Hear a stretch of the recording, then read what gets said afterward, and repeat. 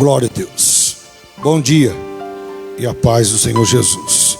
Fique de pé no seu lugar, feche seus olhos e vamos adorar a Deus.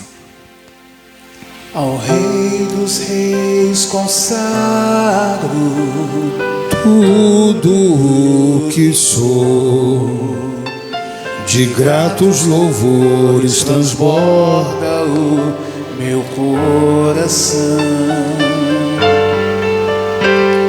A minha vida eu entrego nas tuas mãos, meu Senhor, pra te exaltar com todo meu amor. Eu te louvarei conforme a tua justiça e cantarei louvores, pois tu és altíssimo. Celebrarei e a ti, ó Deus, com meu viver. Contarei as tuas obras, pois por tuas mãos foram criados terra, céu e mar e todo ser que neles há. Toda a terra celebra a ti com cânticos e júbilos, pois tu és o Deus Criador. Toda a terra celebra a ti com cânticos e júbilos, pois tu és o Deus Criador. Ao Rei dos Reis consagro tudo o que sou, de gratos louvores transborda o meu coração. A minha vida eu entrego nas tuas mãos, meu Senhor. Aleluia. Pra te exaltar com todo meu amor. Eu te louvarei conforme a tua justiça. Aleluia. E cantarei louvores, pois tu és altíssimo. Celebrarei a ti, ó Deus, com meu viver. Cantarei, contarei as tuas obras, pois por tuas mãos foram criados terra, céu e mar e todo ser que neles há. Toda a terra celebra a ti com cânticos e júbilos, pois tu és o Deus Criador. Toda a terra celebra a ti com cânticos e júbilos, pois tu és o Deus Criador. Pois tu és o Deus Criador. A honra, a glória, a força, e o poder ao Rei Jesus, e o louvor ao Rei Jesus.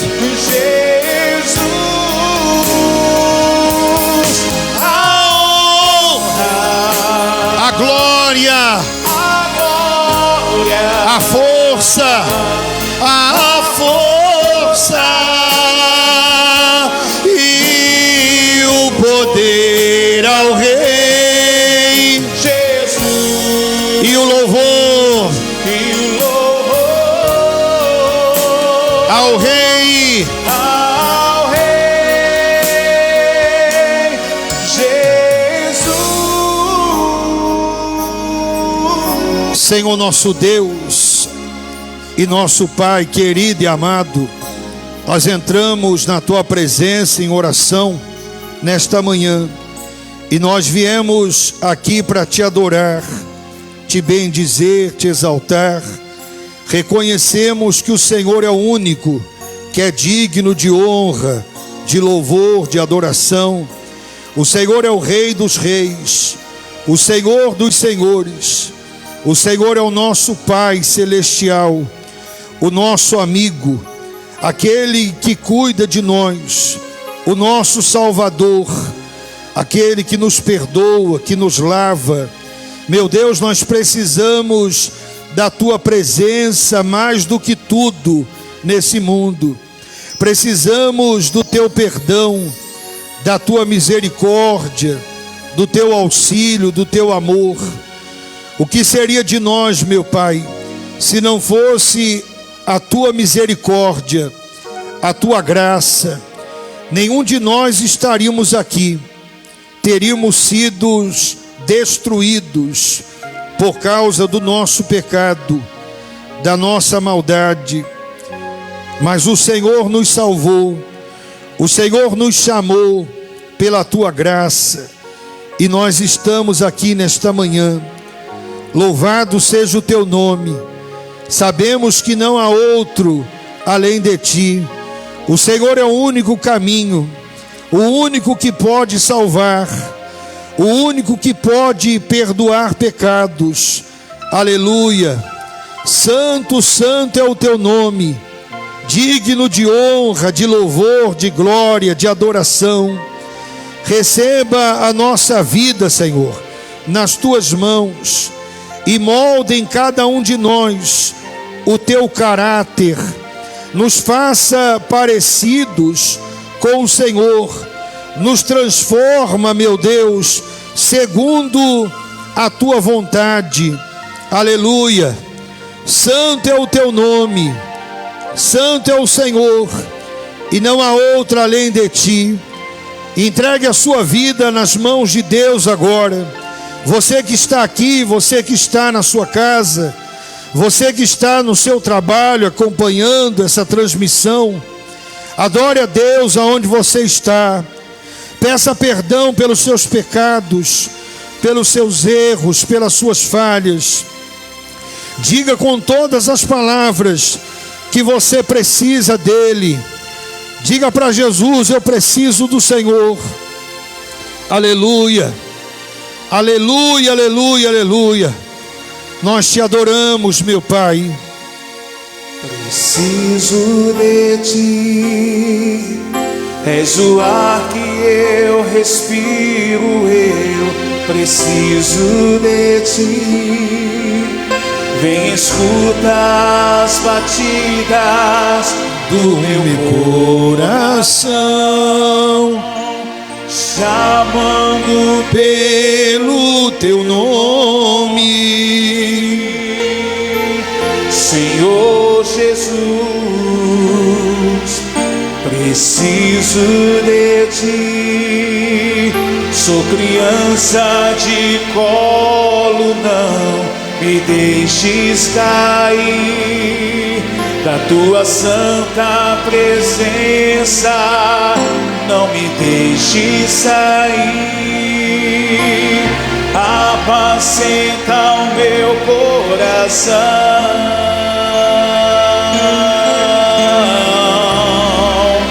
Como o Pai se deleita nos Teus filhos, Tu me amas, Senhor, Tu me amas.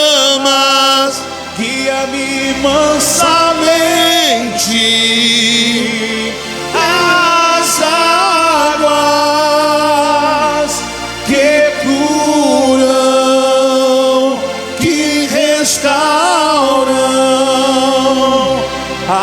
águas tranquilas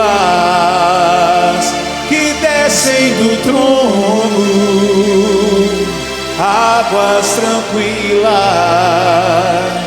que fluem dos teus rios.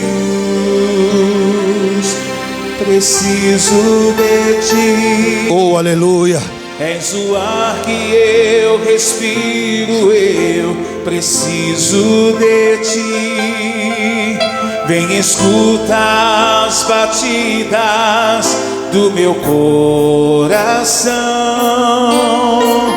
chamando pelo teu nome,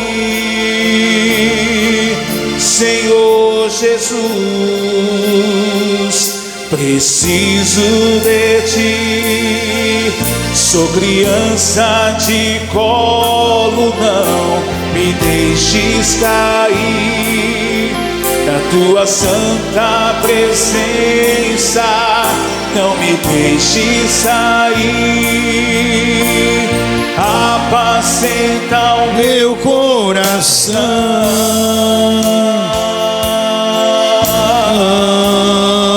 Como o Pai se deleita nos teus filhos, tu me amas, Senhor, tu me amas. guia-me mansamente As águas que curam, que restauram, águas tranquilas que descem do trono, águas tranquilas que fluem dos teus rios. Jesus, Jesus, Jesus, Jesus, como o Pai se deleita nos teus filhos, tu me amas, Senhor, tu me amas. guia-me mansamente As águas que curam, que restauram, águas tranquilas que descem do trono, águas tranquilas que fluem dos teus rios. Jesus, Jesus,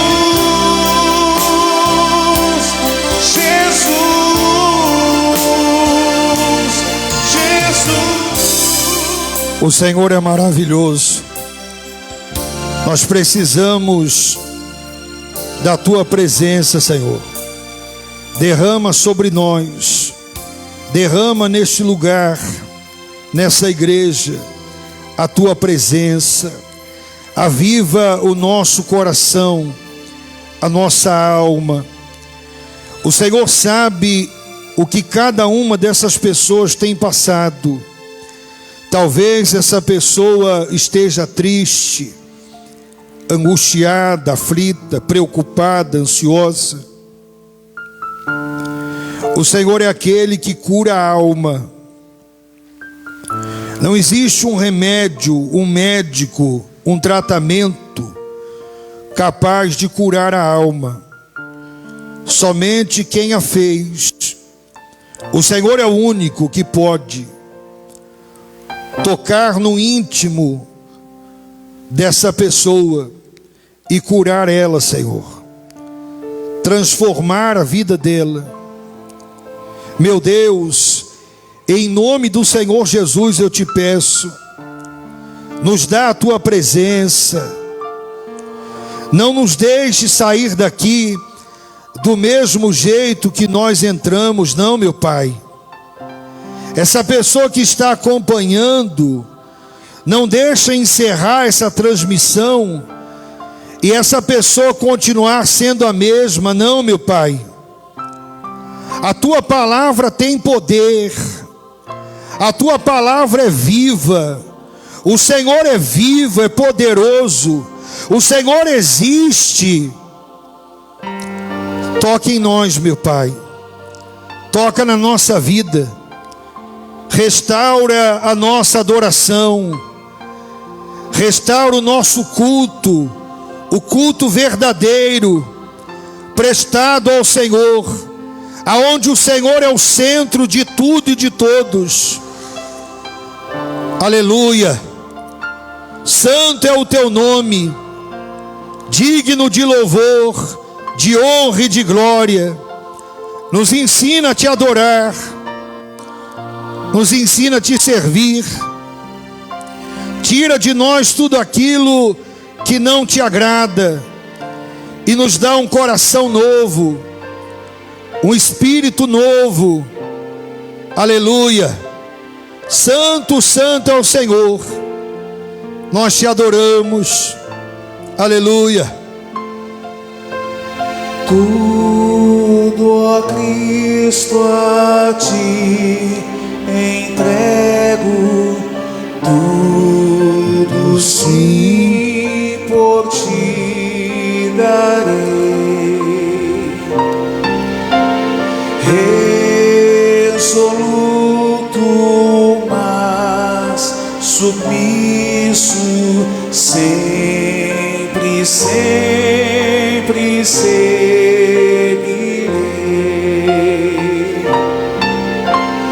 Tudo entregarei. Tudo entregarei. Tudo entregarei.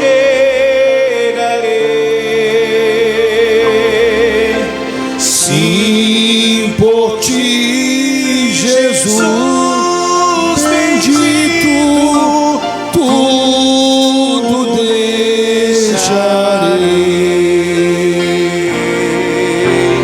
Tudo entregarei. Tudo entregarei. Tudo entregarei.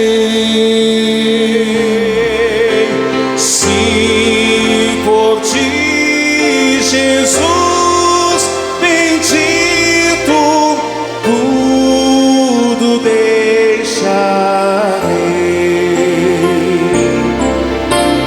Tudo, ó Cristo, a ti entrego, corpo e alma, eis aqui.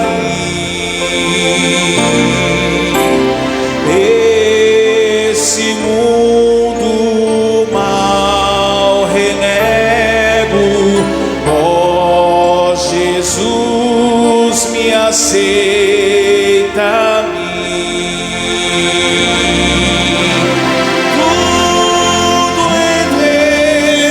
entregarei. Tudo entregarei. Tudo entregarei.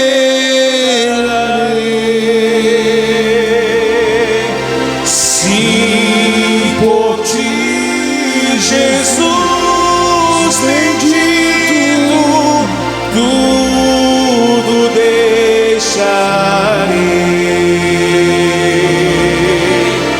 Tudo entregarei. Aleluia. Tudo entregarei. Sim, por ti, Jesus bendito, tudo deixarei. Receba toda a honra, toda a glória, todo louvor, toda adoração. Receba a nossa vida, a nossa família, os nossos caminhos. Te agradecemos por tudo que o Senhor tem feito por nós, pela tua bondade, pela tua misericórdia, pelo teu amor. Te agradecemos até pelas dificuldades, porque nela percebemos que não estamos sozinhos, mas que o Senhor está conosco. Nós te louvamos e te agradecemos. Em nome do Senhor Jesus, diga amém. Graças a Deus. Bem forte para Jesus.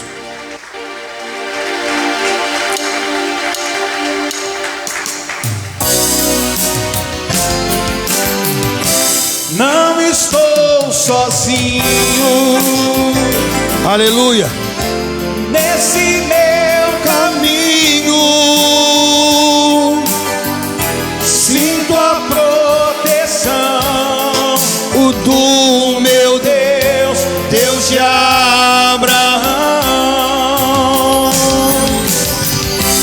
aonde eu for, Sinto sinto teu amor, o teu Espírito Santo habita em mim. eu sou feliz. Solidão nunca mais. Não, não, nunca mais. Hoje eu tenho Jesus No meu coração. Solidão nunca mais. Não, não, nunca mais. Hoje sou de Deus, eu tenho. paz. Nada me separa desse amor. Nada vai tirar. Nada vai tirar Jesus de mim. Todo sofrimento acabou. Caminhando vou com Jesus até o fim. Sei que muito vou me alegrar por ter esse caminho a seguir. Confesso que eu não vou Deixar e que nada vai tirar. esse amor que existe em mim. Confesso Que eu não vou deixar e que nada vai tirar esse amor que existe em mim. Eu andava pelas ruas da cidade, procurando essa tal felicidade. Pelos bares eu vivia, procurando alegria, mas só encontrei saudade. E quando tudo ia chegando ao fim, no meu caminho brilha uma luz.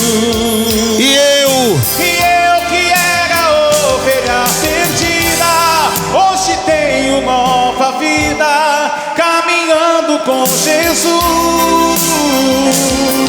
E eu que era ovelha Perdida, hoje tenho nova vida, caminhando com Jesus. Nada me separa desse amor. nada vai tirar Nada vai tirar Jesus de mim. Todo sofrimento acabou. caminhando eu vou com Jesus até o fim. Sei que muito vou Sei que muito vou me alegrar por ter esse caminho a seguir. Confesso que eu não vou deixar e que nada vai tirar esse amor que existe em mim. Confesso que eu não vou deixar e que nada vai tirar esse amor que existe em mim. Amém. Glória a Deus. Pode sentar no seu lugar. E você que está na sua casa também pode se assentar. Pegue a sua Bíblia.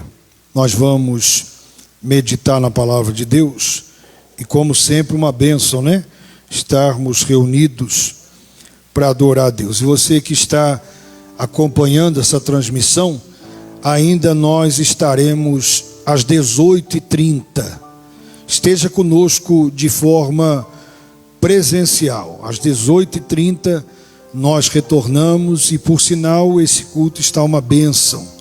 Esteja conosco, traga sua Bíblia, convide um amigo, traga sua família e nós vamos juntos adorar a Deus. Amém, gente? Hoje, Dia dos Pais, né? Desde já, feliz Dia dos Pais a todos os pais que estão aqui, a todos que estão em casa também. Receba o nosso abraço. E Deus é o nosso Pai Celestial. Eu poderia tratar aqui de um tema, porque há muitos aqui na Bíblia, em relação a Deus ser o nosso Pai, mas eu vou deixar como leitura para você que está aqui, você que está em casa, não importa quantas vezes você leu, eu quero que você medite no livro de Malaquias, no capítulo 1. Livro de Malaquias, capítulo 1. Vai lembrar que Deus levanta o profeta Malaquias quando o povo está distante dele. O culto já não é mais um culto legítimo, é o falso culto.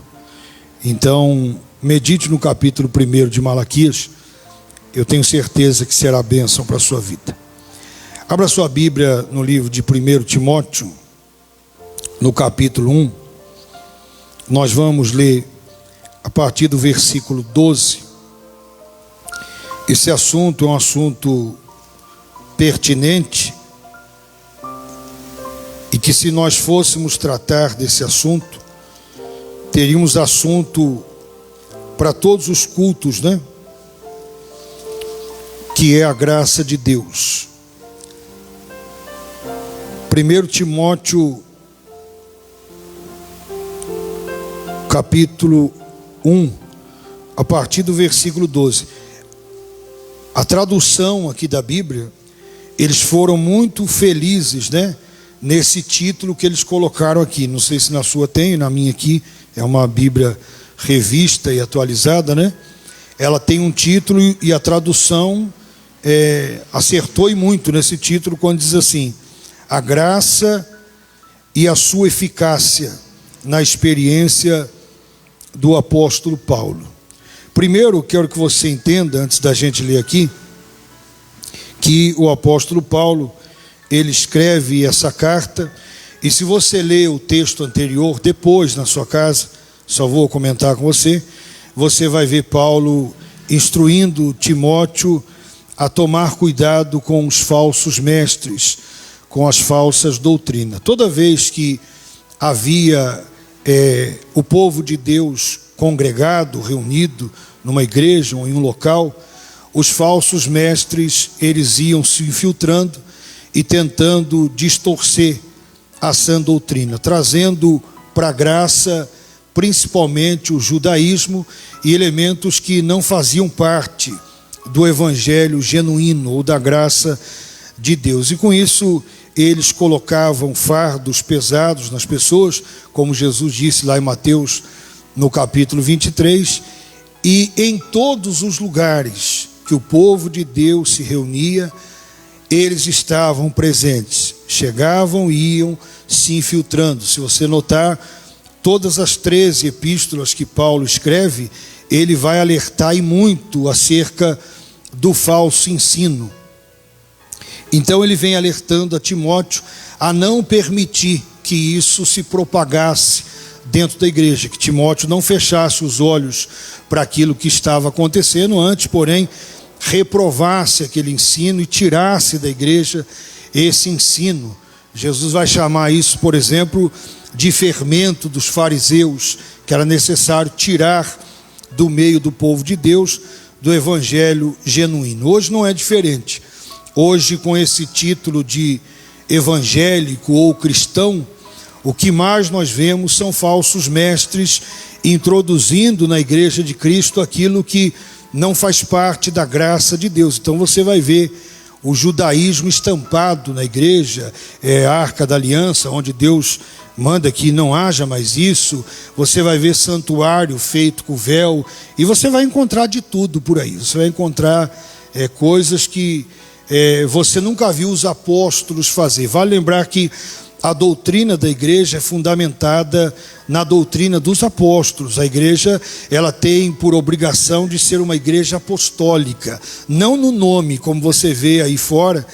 Muitos usam desse nome, igreja apostólica, não sei das quantas, e de apostólica ela não tem nada. Os apóstolos devem ficar revirando no túmulo se vê esse nome, igreja apostólica. Não tem nada de apostólica, porque é totalmente contrário à graça de Deus e ao evangelho. E eles vão assistir esse vídeo aqui, que eu sei que eles assistem. Então o apóstolo Paulo está alertando Timóteo que não permita isso. Da mesma forma, eu quero dizer para você que hoje, com o evento da internet, onde há coisas úteis, coisas boas, há homens de Deus na internet, pessoas que pregam a verdade, pessoas destemidas, corajosas e etc. Mas não podemos negar também que é um campo perigoso. Então, até na internet, se você não tomar cuidado com o que você se alimenta, você vai acabar sendo influenciado por esse falso ensino, por esse falso evangelho, por esse outro evangelho, pelo evangelho distorcido e etc. Isso vai contaminar você, isso vai fazer você naufragar. Por isso nós dissemos aqui alguns dias atrás, numa quarta-feira, que a maior necessidade da igreja atual é o discernimento. Pare de achar que tudo que se fala em nome de Deus é bom. Não é bom. Nem tudo que se fala de Deus é bom. Nem todo pastor, porque tem o título de pastor, é de Deus. Nem todo bispo, porque tem o título de bispo, é de Deus. Nem todo obreiro é de Deus, porque tem o título de obreiro, e assim sucessivamente. Tome muito cuidado com isso.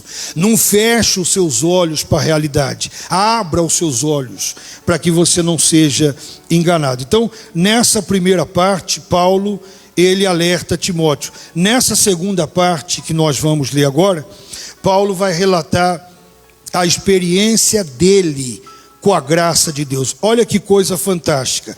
1 Timóteo capítulo 1, no versículo 12. Você que está em casa, acompanhe também.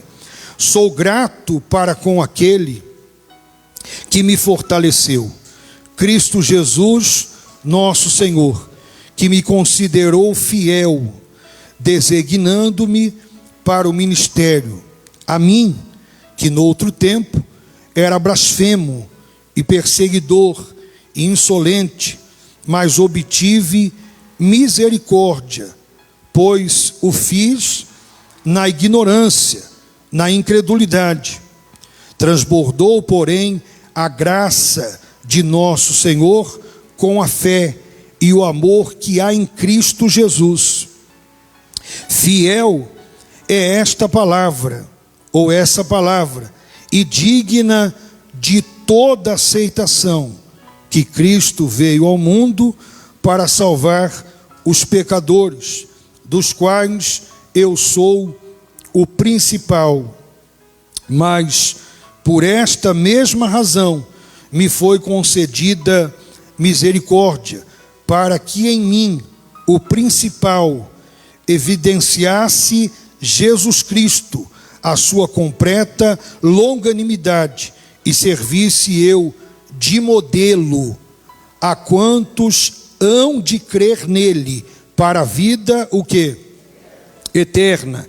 Assim, ao Rei eterno, imortal, invisível, Deus único, honra e glória pelos séculos dos séculos. Amém. Olhe para mim, nós vamos continuar lendo mais um pouquinho daqui a pouco.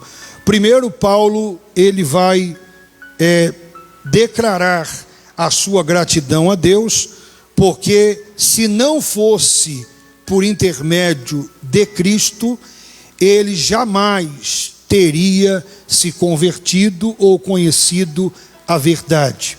Ele converge toda a sua conversão, tudo que aconteceu a ele coloca como glória a quem?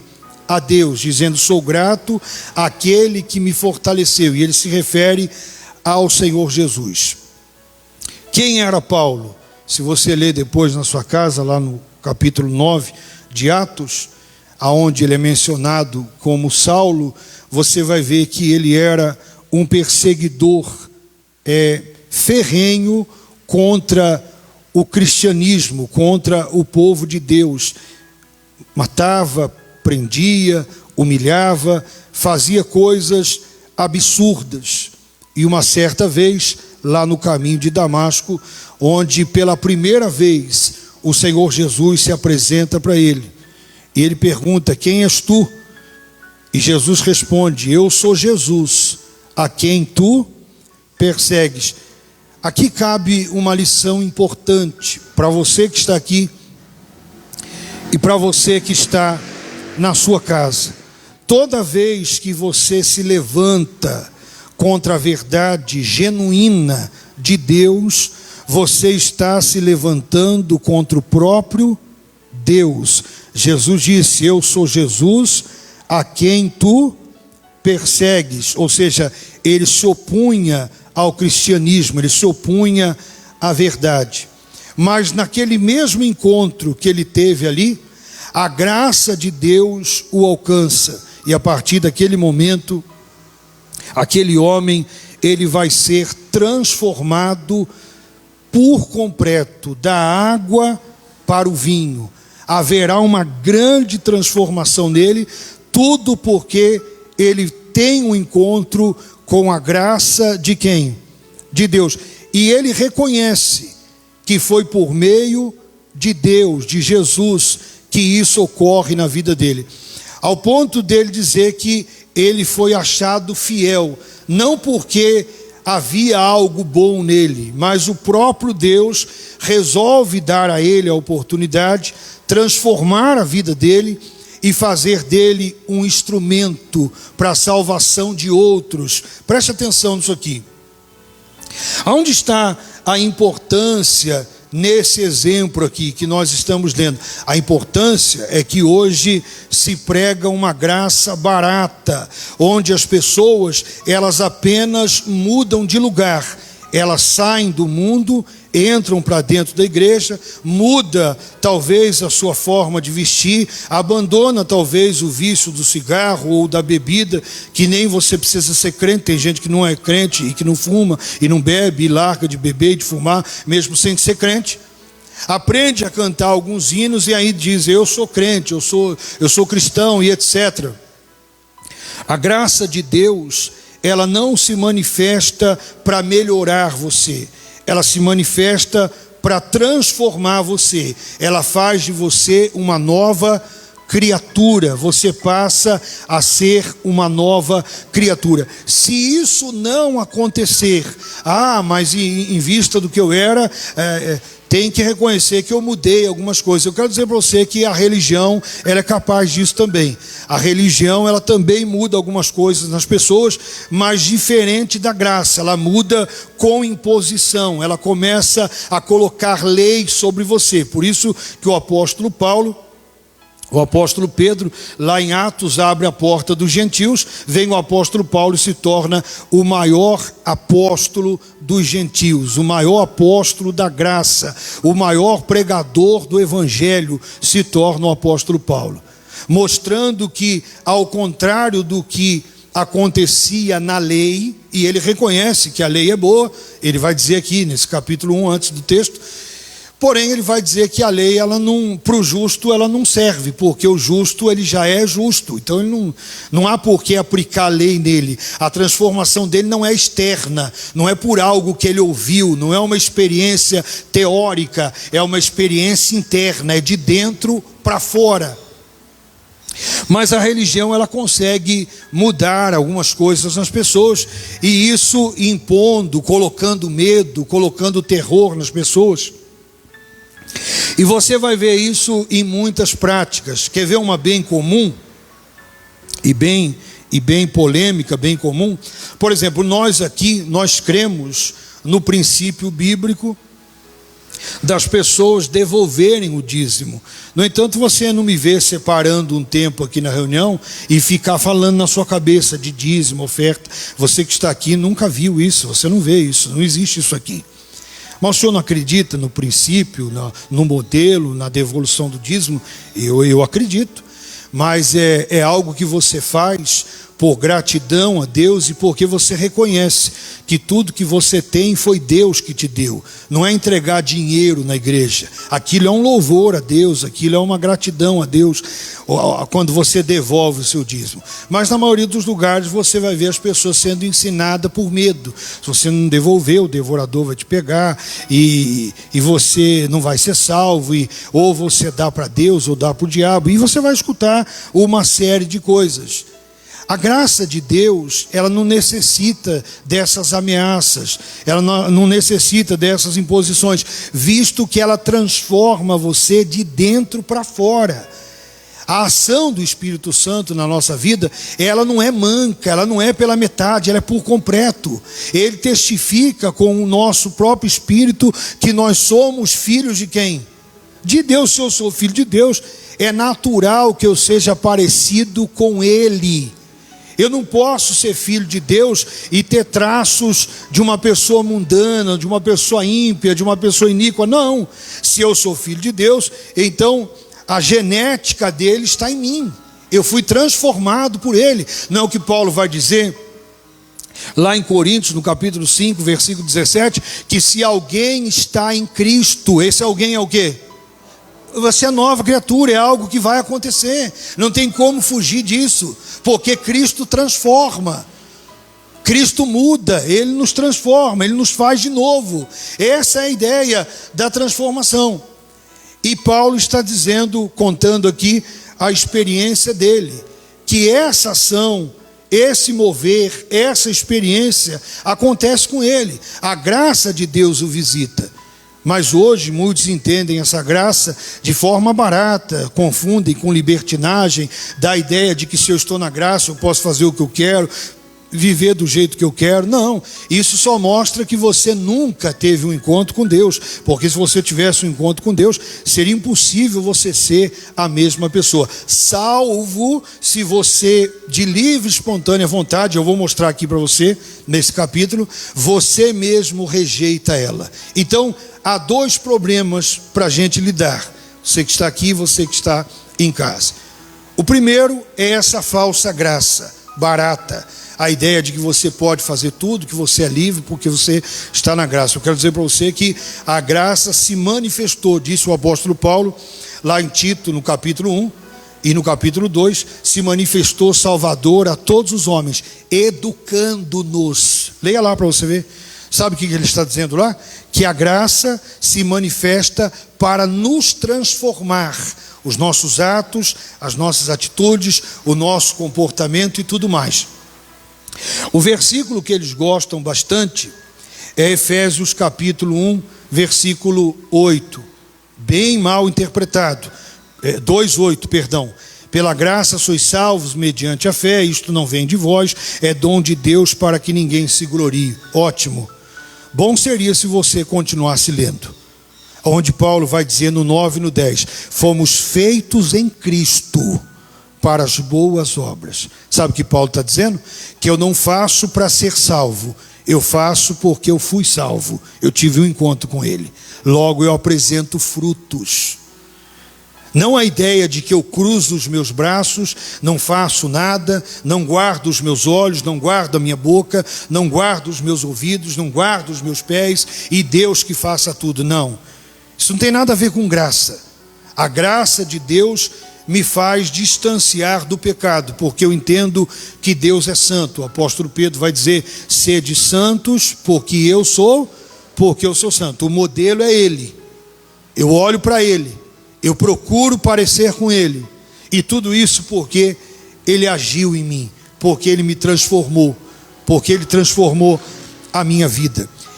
Esse é um problema. O segundo problema, e também existe, eu vou mostrar aqui para você, no capítulo aqui que existe, o outro problema é que há aqueles que mesmo ouvindo a verdade, eles vão rejeitar, eles vão recusar a graça. Eu não defendo, por exemplo, essa ideia Eu não sou calvinista, então eu não defendo essa ideia de graça irresistível. Eu não defendo isso. Por quê? Porque o próprio capítulo onde mostra que Paulo teve um encontro com Deus, eu vou mostrar para você pessoas aqui rejeitando no mesmo capítulo.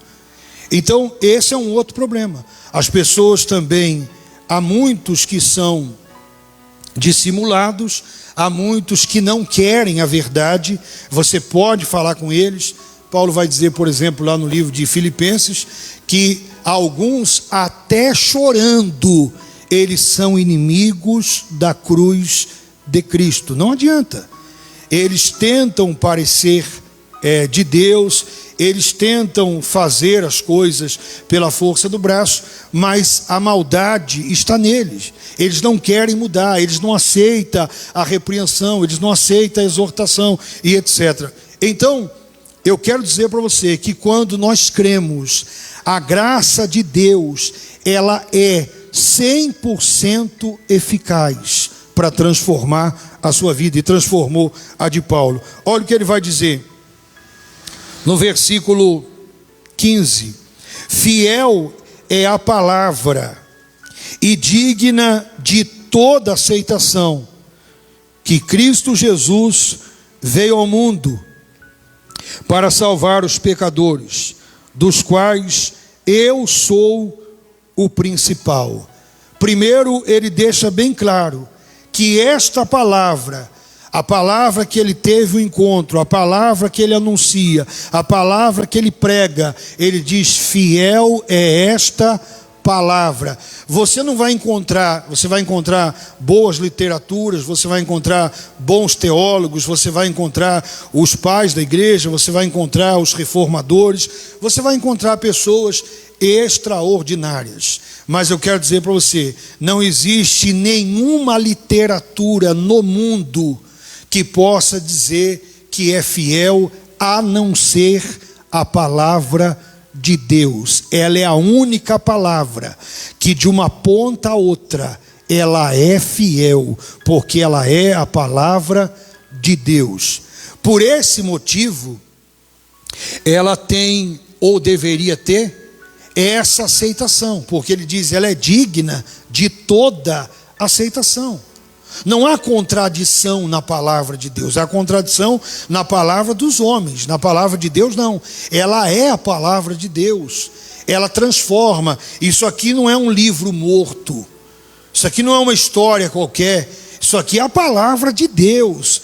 Essa palavra é viva, ela salva, ela transforma, ela restaura a minha vida, a sua vida e a vida de todos aqueles que creem. Paulo diz, fiel é esta palavra. E a mensagem central dessa palavra é essa aqui: Cristo Jesus veio ao mundo para salvar o quê? Os pecadores, dos quais eu sou o quê? Principal. Uma coisa que parece que o tempo vai passando e mesmo assim as pessoas não entendem. Irmão, coloque uma coisa na sua cabeça, você que está aqui, você que está na sua casa: não existe salvação fora de Jesus Cristo. Tire essa ideia da sua cabeça de tentar vincular as suas boas obras com o direito de ser salvo. Quando você diz, eu sou honesto, eu não bebo, não fumo, não roubo, eu pago minhas contas, etc. Não há salvação fora de Jesus Cristo. Todos pecaram. Paulo vai dizer lá em Romanos que por um homem, se referindo a Adão, o pecado entrou e todos pecaram, todos foram atingidos. Inclusive Paulo vai dizer que por um homem entrou, mas por outro homem, se referindo a Jesus, o segundo Adão, todos também são livres do pecado. Eu não sei se você já leu a história de Cornélio em Atos capítulo 10, se você não leu, leia a história de Cornélio. Cornélio, ele era um homem piedoso, ele era um homem que conhecia o judaísmo. Aliás, Cornélio conhecia as leis de Deus, por isso que ele se recusava a participar da sinagoga dos judeus, ele se recusava. E ele conhecia, tinha informação, orava, falava com Deus, etc. Era uma pessoa piedosa. Mas mesmo a Bíblia reconhecendo todas as qualidades de Cornélio, para que ele fosse salvo, Deus promove um encontro entre ele e o apóstolo Pedro, porque ele teria que conhecer o Senhor Jesus, para que ele fosse de fato salvo e transformado pela graça de Deus. Se você não leu, leia, isso é muito interessante. Então, o princípio para buscar a Deus, você que está aqui, você que está em casa, não é que você tem uma doença, ou porque você está precisando de uma porta de emprego, ou porque você não está com sorte no amor, ou porque a sua família está em contendas. Não, o princípio para buscar a Deus é que nós somos pecadores e precisamos de um Salvador, e esse Salvador se chama Jesus Cristo. Eu devo me render a Ele, eu devo buscar a Ele. E parece ser tão difícil para as pessoas reconhecer essa culpa. O ser humano é orgulhoso, o ser humano é soberbo. A maioria, tendo uma condição, tendo dinheiro ou tendo um pouco de estudo, não todos naturalmente, eles acham que já está bem. Eu não preciso de Deus, eu não preciso ir na igreja, eu não preciso de nada disso, Deus já é comigo e acabou, e etc. Isso é um erro. Todos nós, do maior ao menor, somos pecadores, e o nosso lugar é aos pés do Senhor Jesus. E Paulo, num ato de humildade, ele não vai só dizer que todos são pecadores, mas ele vai dizer: eu sou o principal. Mas ele fala sem demagogia, ele fala na verdade. Difícil, né, você encontrar um líder assim hoje, né? Você já viu, por exemplo, um líder se comportando assim? Você não vê, você não vai encontrar.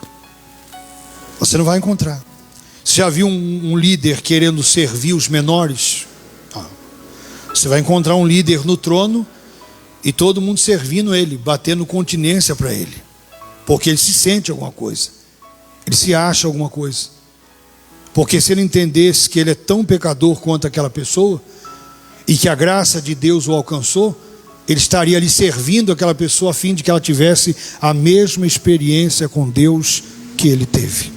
Ele vai dizer mais, versículo 16: mas por esta mesma razão me foi concedida misericórdia, para que em mim o principal, ele enfatiza novamente, o principal evidenciasse Jesus Cristo, a sua completa longanimidade, e servisse eu de modelo a quantos hão de crer nele para a vida eterna. Olhe para mim, um dos maiores testemunhos do cristianismo e na Bíblia, na época da Nova Aliança, é o de Paulo. Não é o do cego de Jericó que enxergou, não é do paralítico que andou, não é do leproso que foi purificado, não são os pães que se multiplicaram.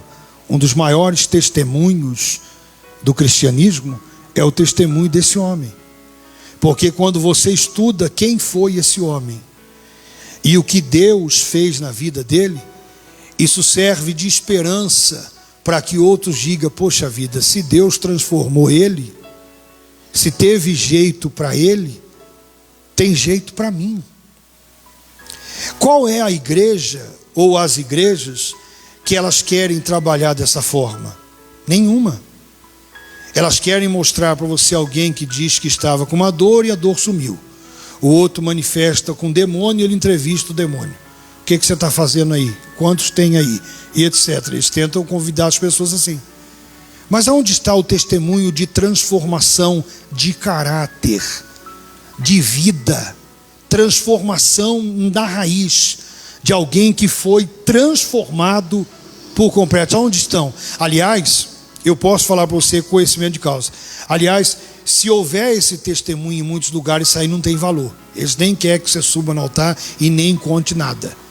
Você tem alguma coisa para mostrar? Tem foto, tem carro, tem empresa, você ficou rico? Não, eu fumava, eu bebia, eu era macumbeiro. Não, isso aí nós não quer saber. Se tiver algo a mais, nós quer saber. Do contrário, isso aí nós não quer saber. Para eles não tem valor isso aí. Dizer: eu era um perdido e tive um encontro com Deus.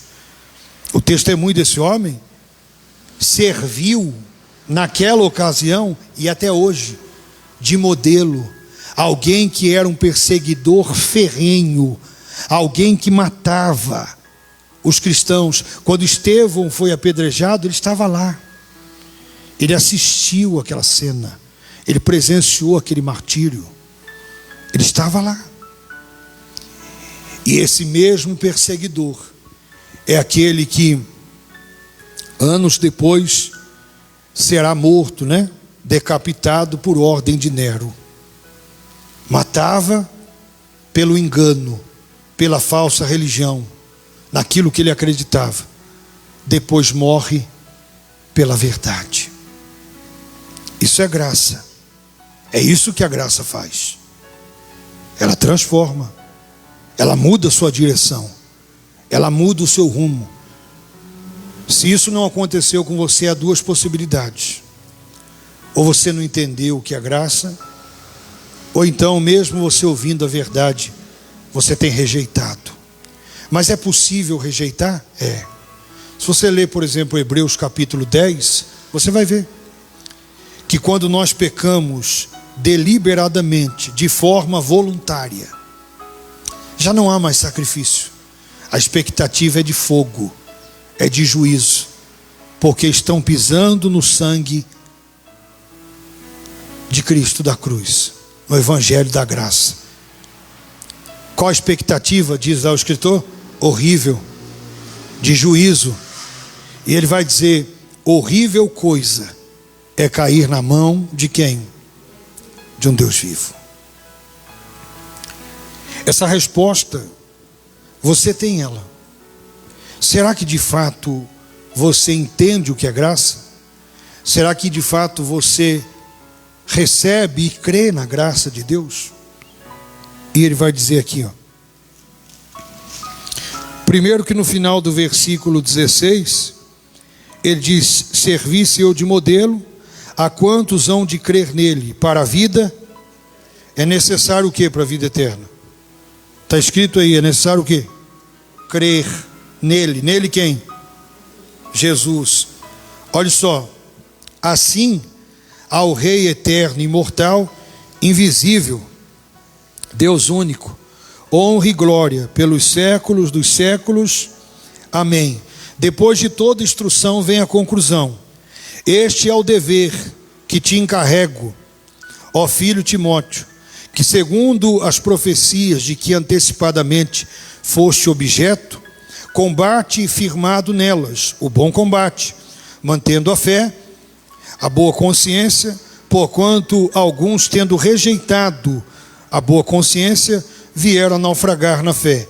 E dentre esses se contam Himeneu e Alexandre, os quais entreguei a Satanás para serem castigados, a fim de não mais blasfemarem. Olhe para mim. A conclusão de Paulo é dizer para Timóteo, através do seu testemunho, através de apresentar a ele a graça de Deus, que aquele era o dever dele, como pastor daquela igreja, como líder daquela igreja. Ele deveria ensinar a graça de Deus de forma correta, mostrar o quanto ela é eficaz para aqueles que creem, o quanto ela é poderosa para transformar e etc. Que aquilo era um dever dele, ele deveria fazer aquilo. Aquela era a obrigação dele, pregar dessa forma, de forma contundente, e acreditar nas profecias, porque quando se olhava para o Velho Testamento, você via as profecias se cumprindo na pessoa do Senhor Jesus. Então, não é necessário um novo ensino, não é necessário inventar nada, como muitas pessoas, que elas sempre procuram um lugar para frequentar, porque dizem assim: eu estou buscando, uma nova atmosfera, vai para a lua, vai para o espaço, vai para outro lugar, porque não tem outra atmosfera aqui. Se você que está me assistindo buscar uma outra atmosfera, ou você está querendo sentir alguma coisa, não vem aqui, que você vai sentir frio aqui, porque a porta está aberta aqui, muito frio você vai sentir aqui. Não venha para cá, tem nada de atmosfera. Você ouve a verdade de Deus e crê na verdade de Deus. A palavra é a mesma. Paulo disse, você lembra das profecias? O combate é feito firmado nelas, na verdade que antigamente foi pregada e continua sendo pregada. É a mesma verdade, ela não mudou. É a mesma verdade. Quando o apóstolo Pedro vai escrever acerca da vinda de Cristo, e ele vai dizer para os seus ouvintes o seguinte: esta é a segunda carta que vos escrevo, em ambas as cartas procuro despertar na vossa mente esclarecida o que foram ditas pelos santos profetas, apóstolos do Senhor Jesus e etc. Dizendo o seguinte: olha, o que eu estou falando para vocês não é novidade. É o que eles falaram, eles repetiram, inclusive eu também já falei na outra carta e agora eu vou repetir de novo. É exatamente isso. Não fique buscando novidade. Não, você não sabe o que eu descobri. Você descobriu o quê? O que é que você descobriu? Porque a palavra de Deus é a mesma, a doutrina é a mesma, a verdade é genuína, ela é pura. Então, Timóteo deveria pregar dessa forma. Aqui, Paulo vai mostrar o exemplo de dois personagens. Esses personagens, tudo indica que eles foram membros da igreja de Éfeso. Olha só, mantendo fé, versículo 19, e boa consciência, porquanto alguns, agora preste atenção nessa palavra, alguns tendo o quê? Leia aí para mim. Rejeitado a boa, vieram a naufragar aonde? Olhe para mim. O que nós falamos na introdução. Existe o problema da graça barata, a graça falsa, que é confundida e aplicada como libertinagem, e existe o problema da rejeição. Esses personagens aqui, segundo as pesquisas, o estudo, os comentários bíblicos, a maioria deles aponta que eles foram membros da igreja de Éfeso. Então, eles tiveram oportunidade, eles ouviram a verdade. A prova é a própria palavra. Rejeitaram, ou seja, não foi falta de ouvir, não foi falta de escutar, não foi falta de conhecer. Não, eles escutaram, mas eles fizeram o quê?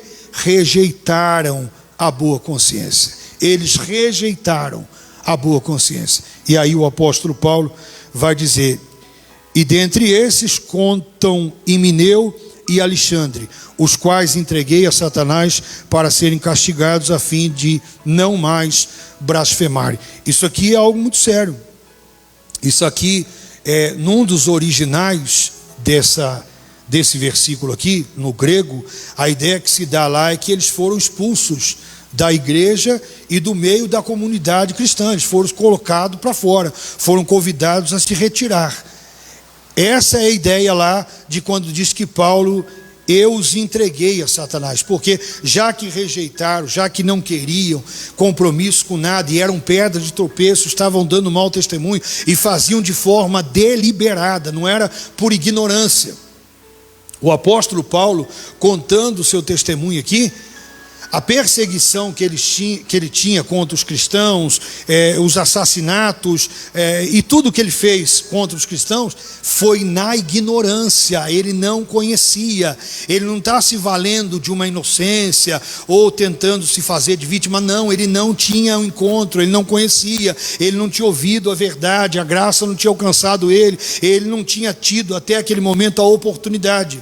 Então ele errou na sua ignorância. E a Bíblia diz que Deus não leva em consideração o tempo da nossa ignorância. Mas o problema é quando nós conhecemos e de livre e espontânea vontade nós rejeitamos essa verdade. E eu digo para você, não são poucos não, tá? São muitos. Eu dizia ali ainda há pouco, você quer contrair um inimigo hoje? Você não precisa brigar com ele.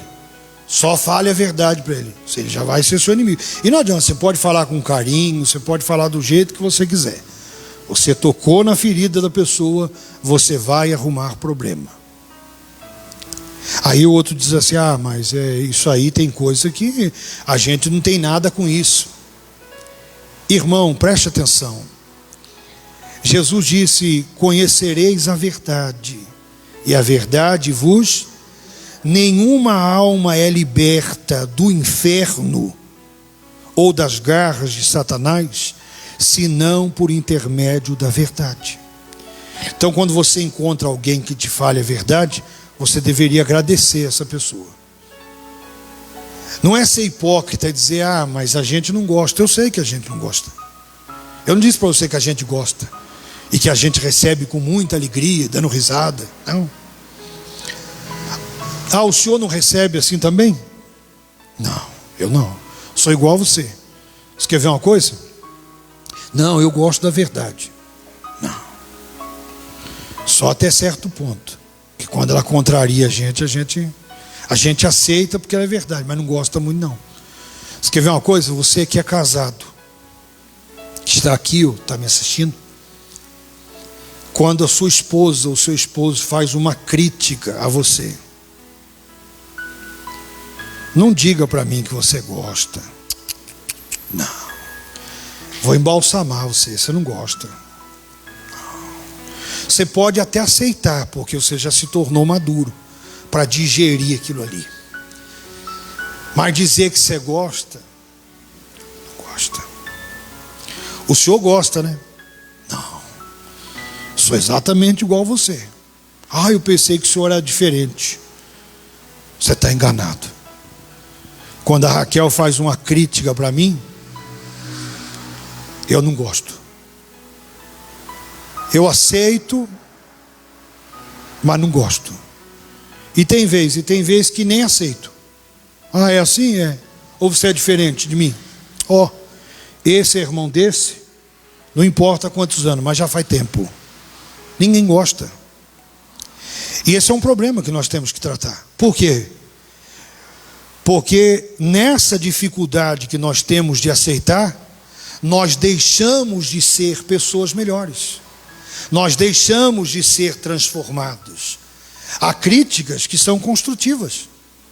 Não é para fazer de você um nada, um lixo. Não, é para o seu bem. E se você aceitar ela, aquilo ali pode transformar você. Sabia que os melhores conselhos estão nas críticas? Por quê, bispo? Porque nas críticas é mais fácil a pessoa ser sincera do que no conselho. No conselho, às vezes, para não contrariar você, a pessoa, não, Deus é contigo, vai dar certo, em nome de Jesus, é isso aí. Mas você está vendo que está errado. Essa é uma área que nós temos que tratar. Nós precisamos amadurecer. Ninguém sabe tudo a ponto que não precise aprender nada. Nós temos que aprender todos os dias.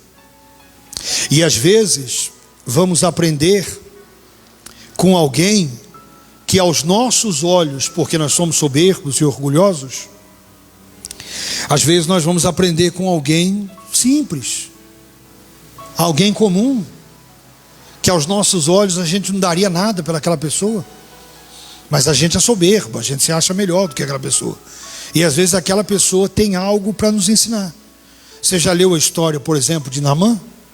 Naamã era comandante do exército do rei da Síria. Um cara bem sucedido, muito bem sucedido, bem conceituado, de uma autoridade fenomenal. Quem foi que conduziu Naamã à verdade? Você sabe, não? A escrava, a serva, quando viu ele leproso, teve coragem de dizer para a patroa: se o meu Senhor estivesse em Samaria, tem um profeta lá que curaria ele dessa lepra. Aquela escrava foi uma maluca, falar um negócio disso para a patroa. Mas eu quero dizer para você, Deus está do lado de quem está com a verdade. E ela falou o quê? A verdade. A honra e a glória não seria de Eliseu, seria do Deus de Israel. A patroa resolve crer naquilo e vai transmitir a mensagem para o esposo. Ele a princípio fica meio assim, né? Mas ele vai lá e ele tenta impressionar o homem de Deus. Olha que lição importante para mim e para você. Ele pega um monte de presente, um monte de coisa, etc. Por isso que eu digo para você, homem de Deus de verdade, ele não se vende por nada. Ele não tem preço, ele tem valor. E o valor dele é o Deus que está na vida dele. Ele junta um monte de presente, um monte de coisa e vai atrás de Eliseu. Ele era o comandante, trazia uma carta. O rei de Israel recebeu a carta. E ele chega lá. O profeta Eliseu não sai nem para atender. Não, mas é o Naamã que está aí. Diferente de hoje, né? Hoje os Naamãs, aqueles que são vistos por autoridade pelos homens e às vezes vivendo no pecado, uma vida suja, eles são recebidos em cima do altar e aplaudidos ainda. Olha, fulano de tal está aqui, ó. Se fosse Eliseu, irmão, o cara talvez ia ter que sentar lá fora, lá, ó. Senta lá. É o Naamã que chegou. Tá bom, fala pro Naamã sentar lá atrás. Não quero conversa com o Naamã, não. Aí disse, não, mas ele veio aqui falar com você. Tá. Ele quer ser curado, eu já sei. Diga para ele lá mergulhar lá no Jordão 7 vezes. E aí o obreiro sai lá e diz assim, olha, o senhor veio ser curado, né? Já deu a receita. O senhor vai lá no Jordão e pula 7 vezes. E o comandante disse, como assim? Abana e Farfar não são as melhores águas de Damasco? No Jordão? Cheio de lodo? Foi isso que ele falou. Tenho dito.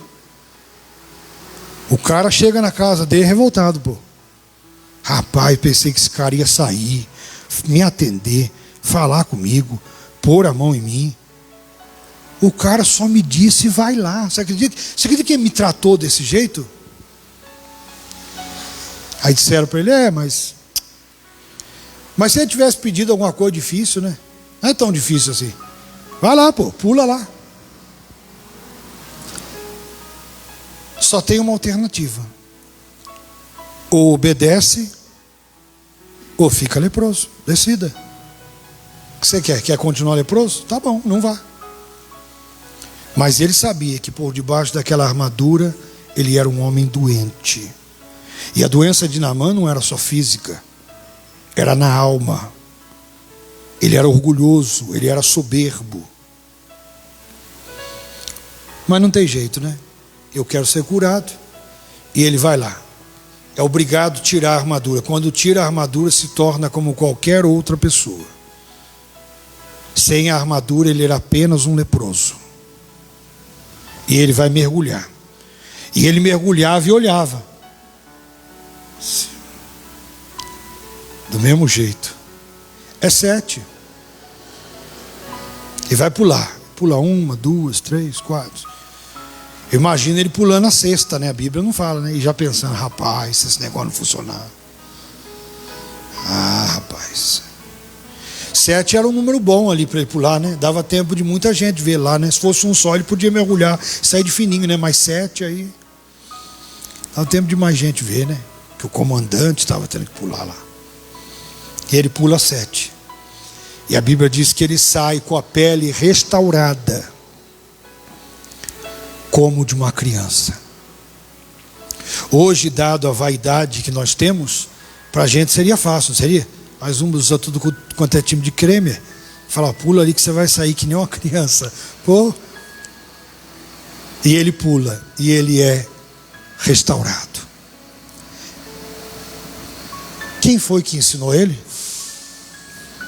Uma escrava, uma serva. Seja humilde. Deus costuma usar pessoas que você talvez não daria nada por elas, mas elas podem te ensinar muita coisa. Amém? Sendo verdade de Deus, creia, porque não há duas verdades, só há uma, a verdade de Deus. Se você rejeitar, você terá que enfrentar o juízo de Deus, como eles aqui. Isso é muito sério. E isso não é para colocar medo em você, mas você precisa saber disso. Nós não estamos brincando aqui de passar um tempo na igreja, ou um tempo com a Bíblia na mão, ou um tempo para falar de Jesus e depois tudo acaba e termina numa boa. Não. Isso aqui está relacionado à vida ou morte, salvação eterna ou juízo eterno. E a escolha não é a depois, a escolha é agora. Amém, gente?